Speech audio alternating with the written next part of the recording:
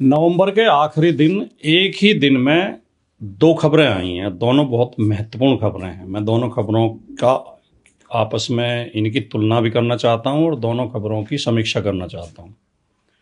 और मैं श्रोताओं से निवेदन करूंगा कि दोनों खबरों को बहुत ध्यान से सुनें। संयोग ये है कि दोनों खबरें एक ही दिन आई हैं। अखबार में मैंने दोनों खबरें एक साथ पढ़ी। एक पेज पर पीलीभीत की खबर थी, एक पेज पर मेरठ की खबर है। पीलीभीत में शुभम तिवारी नाम के एक नौजवान अपनी कार से जा रहे थे। उनकी कार के सामने कोई बच्चा आ गया। उसे बचाने के चक्कर में कार तालाब के अंदर गिर गई और कार में पानी भरने लगा। शुभम तिवारी डूबने लगा। कार लॉक थी और अगर कोई ना बचाता तो शुभम तिवारी की जान बचनी बहुत मुश्किल थी। वहीं उस तालाब में फैसल नाम का एक नौजवान मछली पकड़ रहा था। जो उसके पास नाव थी, नाव से वो मछली पकड़ रहा था। वो वैसे खुद नाविक है, मल्लाह है। फैसल ने शुभम तिवारी की कार को डूबते हुए देखा तो उसने अपनी नाव कार की तरफ दौड़ाई और उसने कार के अंदर से कार का शीशा तोड़ के शुभम तिवारी को निकालने का प्रयास किया। इस प्रयास में फैसल की नाव पलट गई और फैसल की खुद की जान खतरे में पड़ गई।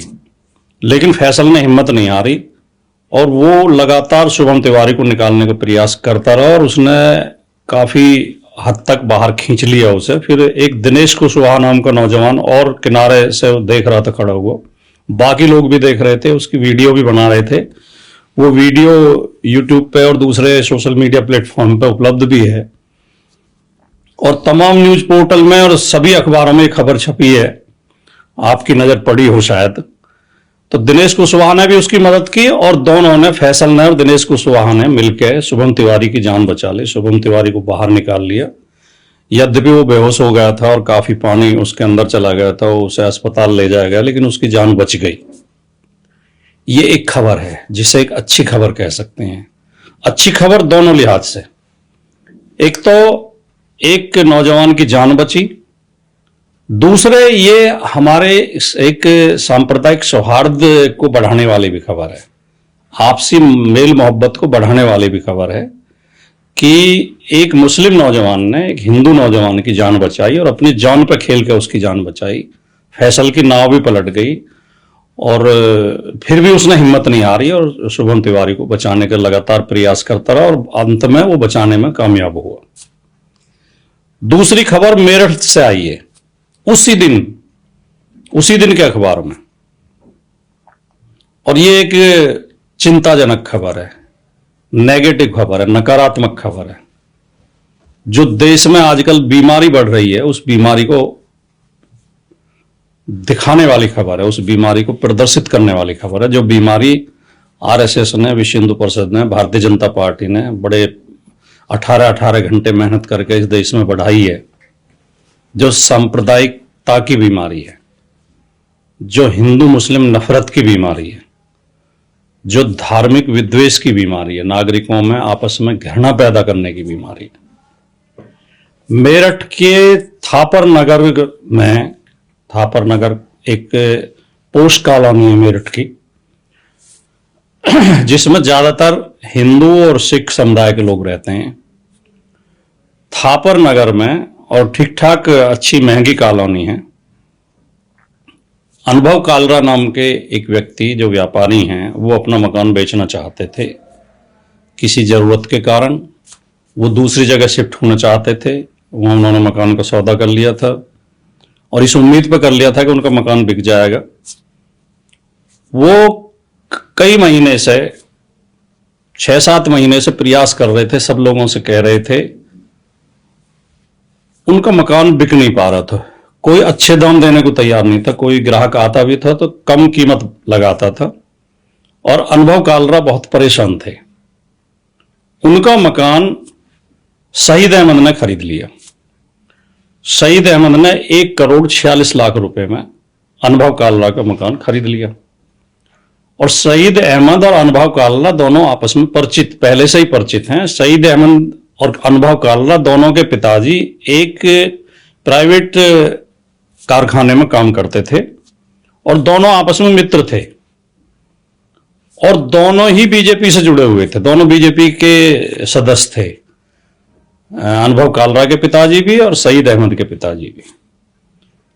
और दोनों ही व्यापार, बाद में व्यापार करने लगे, दूध के व्यापार से जुड़े हुए हैं। तो सईद अहमद ने 1,46,00,000 रुपए में अनुभव काल्रा का मकान खरीद लिया, पूरी पेमेंट कर दी। अनुभव काल्रा बहुत प्रसन्न थे और सईद अहमद भी प्रसन्न थे। सईद अहमद इसलिए प्रसन्न थे कि उनके व्यापार के दृष्टिकोण से, व्यापारिक दृष्टिकोण से वो मकान उनके लिए बहुत उपयोगी था।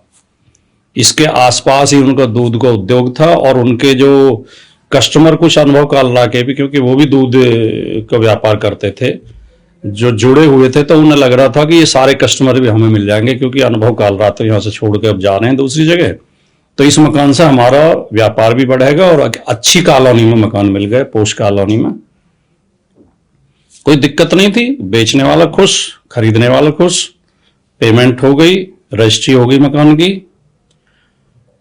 अब जैसे ही वहां जो है हिंदू धर्म के ठेकेदारों को पता चला, जिसमें भारतीय जनता पार्टी, विश्व हिंदू परिषद, बजरंग दल के संगठन के लोग, इन लोगों ने जाके उस मकान के सामने बैठ के हनुमान चालीसा का पाठ शुरू कर दिया।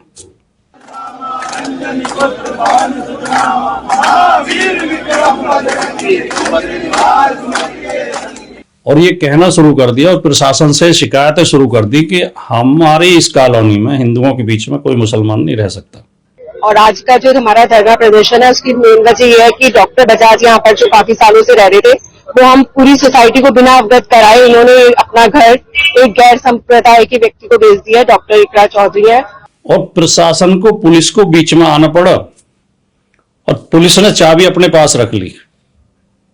अभी तक भी, जब तक मैं ये वीडियो बना रहा हूं, आज की तारीख तक उसका फैसला हुआ नहीं है और शायद कह रहा हूं, चाबी भी अभी पुलिस के ही पास है। ये खबर उसी दिन आई है। इन दोनों खबरों पर आपको थोड़ा विचार करना चाहिए, थोड़ा चिंतन करना चाहिए कि अगर जो भारतीय जनता पार्टी, विश्व हिंदू परिषद, बजरंग दल जैसे संगठन जैसा हिंदुस्तान बनाना चाहते हैं, जैसा भारत बनाना चाहते हैं कि हिंदू अलग रहेंगे, मुसलमान अलग रहेंगे, दोनों एक दूसरे के साथ शत्रुता का व्यवहार करेंगे। अभी थोड़े दिन पहले ही कांवड़ रूट पर जो कांवड़ लेकर कांवड़िया आ रहे थे हरिद्वार से, तो क्या क्या घटनाएं वहां हुई आप सबको पता है कि वहां कहा गया कि कोई मुसलमान की दुकान से सामान नहीं खरीदेगा, नहीं तो कांवड़ अपवित्र हो जाएगी और उस पर तख्ती लगानी पड़ेगी, तख्ती पर अपना नाम लिखना पड़ेगा बड़ा बड़ा, और कांवड़ रूट में कोई मुसलमान दिखाई नहीं देना चाहिए।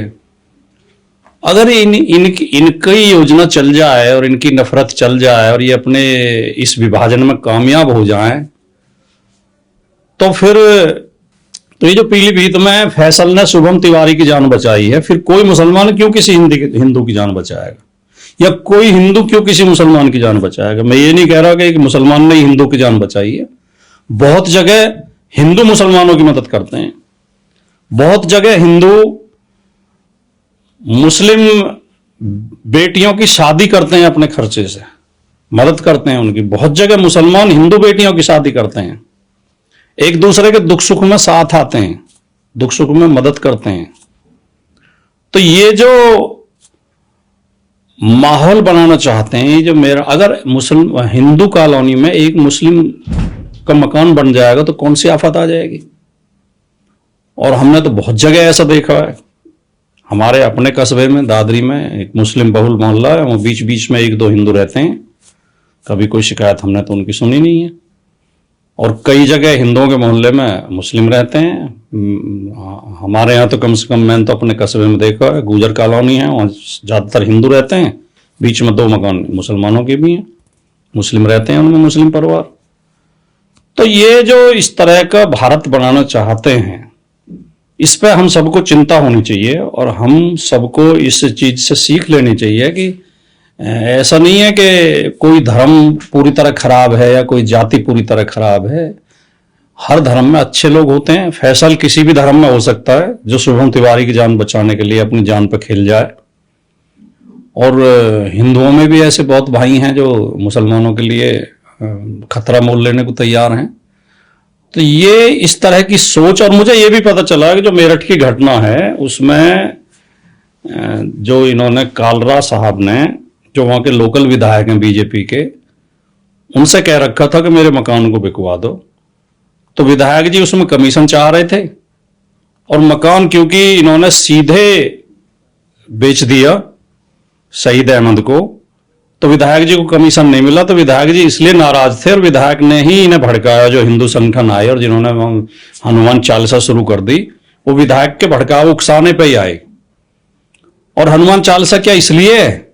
किसी समुदाय को परेशान करने के लिए, किसी समुदाय का विरोध करने के लिए इसलिए हनुमान चालीसा, या हनुमान चालीसा अपने हनुमान भगवान हनुमान की उस पूजा पाठ के लिए है, उनकी स्तुति के लिए है? तो ये सोचना चाहिए, क्या जो हमारी आरतियों का और प्रार्थनाओं का उपयोग दूसरे धर्म को डराने के लिए कर रहे हैं, क्या उन्हें हिंदू माने हम? जब ये रामनवमी पर जुलूस निकालते हैं तो मस्जिद के सामने जाके जो गंदे गंदे नारे लगाते हैं, तेल लगा लो डाबर का, और झंडा उतार के अपना झंडा लगा देते हैं, और कई बार पथराव तक हुए हैं, तो ये क्या कोई हिंदू धर्म की कोई प्रथाएं हैं, या हिंदू धर्म के संस्कार हैं, या ऐसे लोगों को हिंदू माना जाए? या हिंदू जो हमारे अवतार हैं या ईश्वर हैं या देवता हैं, उनके ही सच्चे भक्त हैं?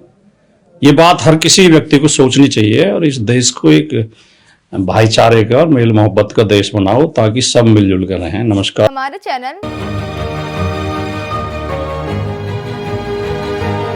लाइक, शेयर, सब्सक्राइब देखना मत भूलिएगा। जय भीम, जय भारत, जय संविधान, नमो बुद्धाय। धन्यवाद। चैनल आर्थिक समस्या से गुजर रहा है। अगर आप बहुजन समाज में बाबा साहेब अम्बेडकर और तथागत बुद्ध की विचारधारा को अधिक से अधिक लोगों तक पहुंचाना चाहते हैं तो हमें आर्थिक सहयोग प्रदान करें, ताकि हम अपने चैनल के माध्यम से देश विदेश में समता, बंधुता, एकता और संवैधानिक अधिकारों को ज्यादा से ज्यादा लोगों तक पहुंचा सकें। आप अपनी सहायता राशि नीचे लिखे खाते में जमा करा सकते हैं। खाता धारक गौतम रत्ना, खाता संख्या 3169576861, IFSC कोड SBIN 0060336, बैंक भारतीय स्टेट बैंक। आप हमारे बैंक खाते का विवरण स्क्रीन पर भी देख सकते हैं। जय भीम, जय भीम। मैं गौतम रत्ना, गौतम फिल्म्स प्रोडक्शन में आपका स्वागत करता हूं। आप हमारे प्रोडक्शन हाउस के अंदर अपना कैरियर बना सकते हैं as a film director, as a producer and actor and actress and editor and cinematographer also. अगर आपको फिल्म से रिलेटेड कुछ भी प्रोजेक्ट आपको बनवाना है तो हमारे पास में पूरा सेटअप है, जिसमें फिल्म कैमरा है, शूटिंग लाइट्स है और एडिटिंग है। सारा A to Z एक ही जगह पर आपको हमारे यहाँ पर मिल जाएगा। तो दोस्तों, आप हमें कांटेक्ट कर सकते हैं हमारे नंबर्स पर 9810085714।